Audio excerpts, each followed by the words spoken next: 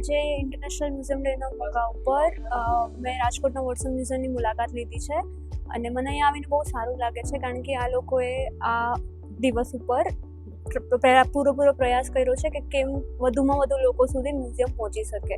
આપણી પાસે જેમ કે આજે આ લોકોએ એક એક્ટિવિટી કરી હતી કે જે સ્પેશિયલ લોકો છે, જે લોકો જોઈ શકતા નથી, એ લોકો સુધી મ્યુઝિયમ કઈ રીતે પહોંચી શકે. આપણે જ્યારે મ્યુઝિયમ જોતા હોય છે, આપણે કોઈ બી મૂર્તિ જોઈએ એની વાંચીને કે આપણે ખબર પડતી હોય છે, પણ જે લોકો જોઈ નથી શકતા એ લોકો સુધી આ વસ્તુ કઈ રીતે પહોંચાડવી, એ માટે આ લોકોએ બહુ એક સરસ પ્રયાસ કર્યો છે. એ ઉપરાંત આજે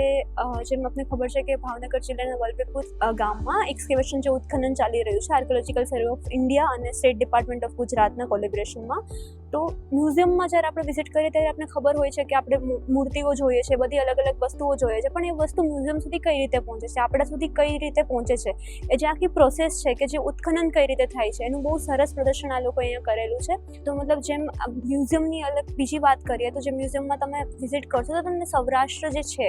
એના બધા અલગ અલગ કયા કયા રાજા રજવાડાઓ હતા, કયા કયા સ્ટેટ હતા, એના રાજાઓ હતા, ઉપરાંત સૌરાષ્ટ્રમાં કેવા કેવા લોકો નિવાસ કરે, જેમ કે રબારી લોકો છે, આહિર લોકો છે, અલગ અલગ બધી જે કોમ્યુનિટીઝ છે એ લોકોના પહેરવેશ કેવા છે, એ લોકોના આભૂષણો કેવા છે, એ બધી જ માહિતી તમને આ મ્યુઝિયમમાં મુલાકાત લેવાથી મળશે. લોકોને હું ડેફિનેટલી કહીશ કે તમારે આ મ્યુઝિયમ વિઝિટ કરવું જોઈએ. ખાલી એવું નથી કે તમે મતલબ તમને ઇતિહાસ અને આ વસ્તુ માટે નથી કે તમે ઇતિહાસના વિદ્યાર્થીઓ છો તો જ તે